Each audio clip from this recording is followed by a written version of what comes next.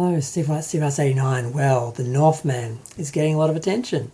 All the left-wing people are upset about the film, all the right-wing people are defending it and they're upset, and they all love being upset. The left-wing love being victims, the right-wing love being triggered and upset and angry, and they play the victim just as well. Basically, this is a Viking film set in the north, in the Netherlands or somewhere, and it's all white people.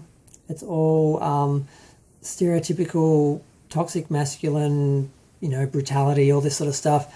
And the right, of course, will argue it's historically accurate. It's historically accurate. Yeah, but why are they making it? To pander to the right-wing people, the white supremacists who want to live in that world. They want to imagine they're in that world because that's how they want the world to be. They want to be like it. They imagine it was once upon a time where there were no people of color, no gay people, no females. That had any power. No women's rights, no gay rights, no people of colour, no nothing, just a bunch of white people raping and pillaging their way, doing whatever they want, might is right, all that sort of stuff, all those policies, all those philosophies that all the right-wing people are always, spewing out.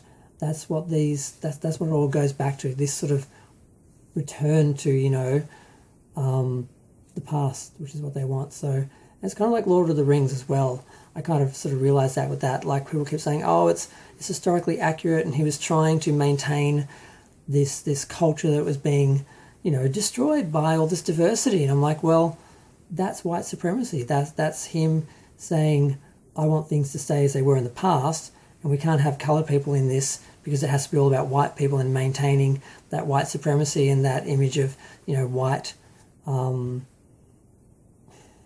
America or white supremacy, I guess. And they really pander to these audiences. They know there's an audience of right-wing people who are very racist and they love these white extremist white supremacy ideas, and they make these shows pandering to them, and they know they do.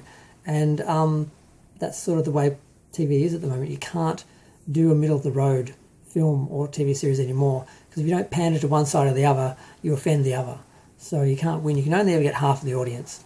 You can never just try and be objective and show both sides, or not show a political side and just go down the middle and get the whole audience anymore. It doesn't really happen.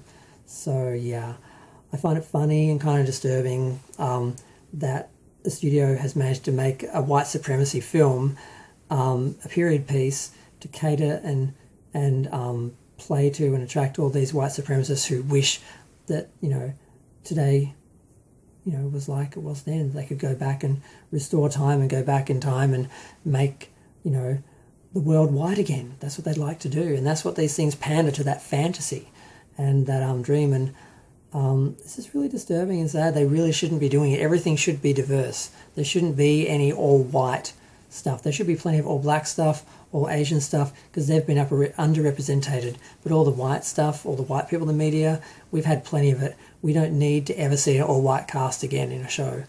Even if it's historically accurate, we just don't need it. We've seen it a million times. I'm over it and sick of it.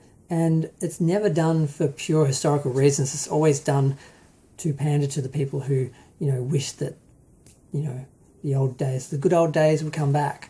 So yeah, I just had to have a little rant about that because I just thought it was really interesting to see all the same usual suspects defending it for its historical accuracy, and all the other usual suspects getting triggered and upset because it's, why it was made. It wasn't made in a vacuum. It's not like the people making it didn't know there was a huge group of white supremacists out there who were pushing for a return to this sort of world that this is like creating, giving them the experience, the fantasy of.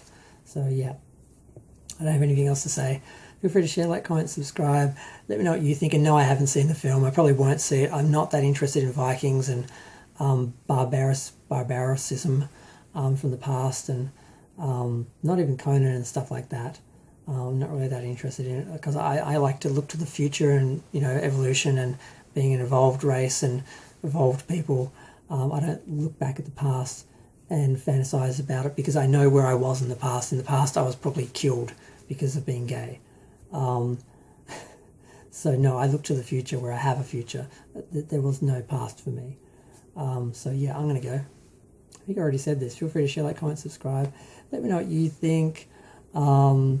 Yeah, let me know what you think of the film. I had a friend who was raving about it, and I thought, oh, what's this about? Why is he so excited about this?